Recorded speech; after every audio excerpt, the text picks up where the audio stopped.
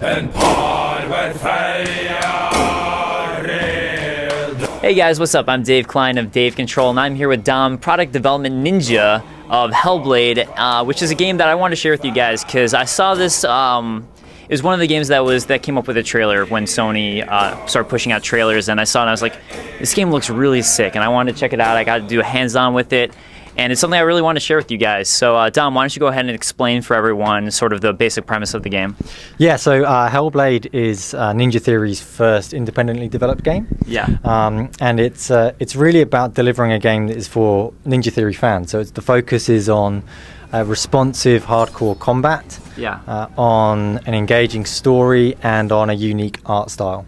And it tells the story of Senua, who's a Celtic warrior, and her personal journey into hell. Yeah, yeah. And one of the things when you brought up the combat mechanics that I think you guys would like a lot is that you can counter. There actually are timing-based combat. It really is sort of a slower-paced, methodical combat, which I like.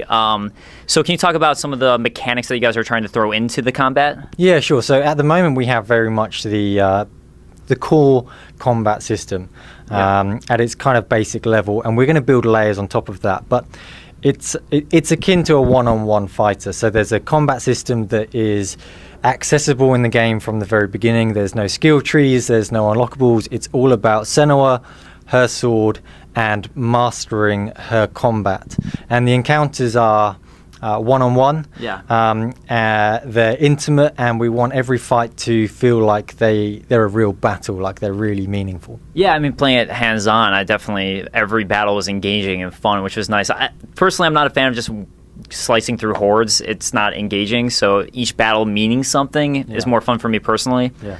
But as far as one of the things that I thought was really cool when I saw the dev diaries and all that was the mental illness aspect of the game. And I'm curious about how you're trying to really put mental illness into the game. And I guess I should explain for people who don't know, but the main character has a mental illness, and that makes it so you interact with the environment differently. So how are you trying to stay true to making sure that this is representative of the mental illnesses that she would have? So mental illness is a subject that requires a lot of respect, you know. So we're working very closely with a professor of health neuroscience in Cambridge, where our studio is based.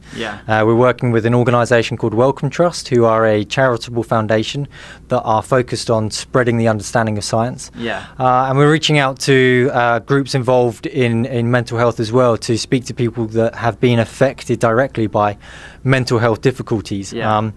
So we're taking a lot of steps and doing our research to make sure that we're handling this subject correctly, and trying to portray Senua's experience of mental health truthfully. I think a lot of people who experience mental health difficulties, each case is individual. Each person experiences it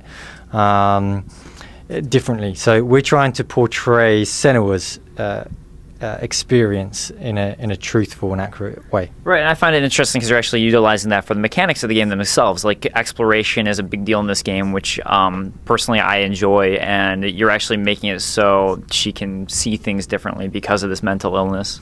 Yeah, I mean, the game is completely HUD-less, because we want to make it as cinematic and as encapsulating as possible, so that you remain in that world. So we tell the story through the voices that Senua hears in her head, and the exploration leads Senua and you as the player through her story and unraveling Senua's past. And as part of the psychosis that Senua experiences, she sees and hears hallucinations and delusions, and sees patterns in the world that other people may not see.